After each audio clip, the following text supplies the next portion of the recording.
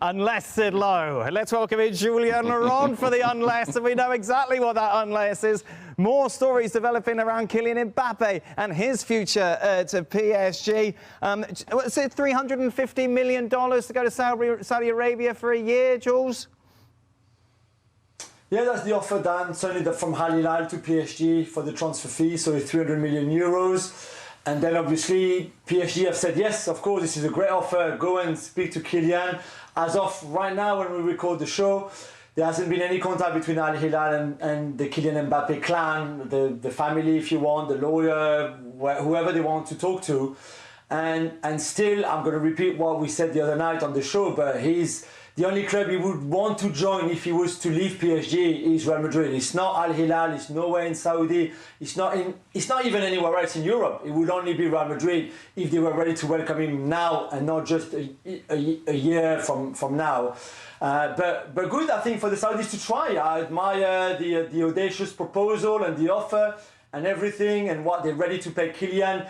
If he wanted even to start negotiating, but right now in his mind, there's no Saudi move, no. So what are our options here altogether, Jules? It's stay at PSG, sit on the bench, wait until your contract expires, go to Saudi Arabia as PSG have accepted this deal, or pray that Real Madrid come up with enough money, which means that PSG will accept a transfer fee to see him go to Madrid a season earlier. Is that where we're at? That's probably where we're at. I mean, I think other clubs are going to try, and we saw Barcelona today having a phone call with PSG, and they can't afford Kylian, but maybe if they find a way, an option of swapping players for Kylian Mbappe and things like that, this is a very long shot. It's not going to happen. Sorry, Barcelona fans, but I think everybody is going to try. But we said it even before when Kylian announced to PSG that he was not going to renew and that he would be on the transfer list.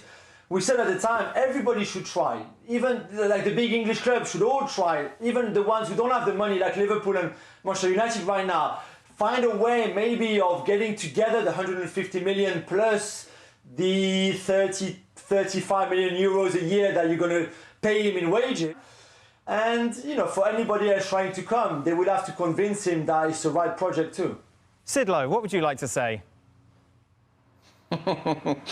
What I would like to say, I suppose, at this stage is to say that so much of what we're going to hear over the next week or however long this takes is just filler. It's just a waste of time. Keep watching the show. The suggestions of clubs that he could go. Yeah. The suggestion of clubs that he could go to, that there's an offer from here and there's an offer from there. Look, I could make an offer of 200 million euros if you want. He's not coming round my house to make my tea for me. It's not going to happen. No. But I could make that offer. And this is, in a way, this is kind of the daftness of the situation we're in. And you know, as Jules says, you get an offer from Saudi Arabia and it's a huge offer, and you think, wow, this is really big. This really is to be taken seriously. Except, of course, it's an offer really and truly knowing that it's unlikely to succeed. Now, it is true, I must confess, I was thinking about this earlier on today, thinking somewhere along the line, some club somewhere has got to think to themselves, do you know what? If we can be the bridge to him getting to Real Madrid, and the only way of resolving this current stalemate and having for just a year, then maybe it is worth thinking about the plausibility of doing it for a year. But really and truly, it's about getting to that end game of it's him at Real Madrid. The problem is, as Jules has said, it's very, very difficult to do. It's very difficult to do because for it to happen now, Real Madrid have to spend much more than they wanted to. For it to happen now, Kylian Mbappe has to earn significantly less money than he wanted to do. Does everybody want, in this scenario, him to go to Real Madrid? Well, Real Madrid do, and Kylian Mbappe does, and Paris Saint-Germain do, if they pay him money.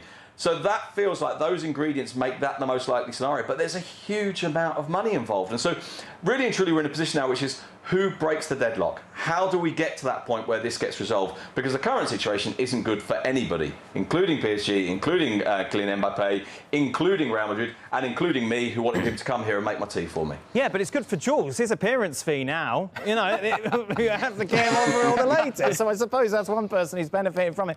Do you agree with Sid, Jules, this is going to drag on? Yeah, I think so. And again, we said on Sunday night, I think when I was on the show, like, I think PSG are expecting now at some point Florentino Perez to pick up the phone and call and see where they are and see if they can find some sort of agreement. It's quite simple. Real Madrid were going to say, hang on, why would we pay 150 now when we get you for free next summer? But the Kylian Mbappé clan are going to say, hang on a minute, if you sign him now, you also have more chances to win the Champions League and to win La Liga and to win the Copa del Rey and to win this and to win that and do this and have an amazing season. And it's a transition season. It's the last season of Carlo Ancelotti. So there's a lot of reasons why, if Real Madrid have the 150 million now, it also makes sense for them to sign the best player in the world right now to make their team even better, to make a lot of things better, really, than they would be even with a really good team this season still. So we can go into, like, why would you spend that money now when he's there for you free? And by the way, I think if he goes for free next summer there, the signing-on fee is going to probably be the biggest ever signing-on fee that any free agent has ever player or sports together. So it won't be free next season for Real Madrid either, but it might not be the 150 million that they would have to pay now. However, he would make them right now a much, much better team than they will already be at the start of the season. Jules, what's going to happen when you fly to the Women's World Cup and be on a plane for 2 days? I actually quite welcomed that very long flight. I kind of wish there was 35 hours to get to Australia. I've heard, though, you're going to be sat next to Gab, so maybe not so much. Thank you very much to Jules. Much appreciated. Sid will be back with us a little later on. Well, thank you very much for watching ESPN on YouTube. For more sports highlights and analysis, be sure to download the ESPN app. And for live streaming, premium content, and let's not forget as well, ESPN FC 7 days a week. Subscribe to ESPN Plus.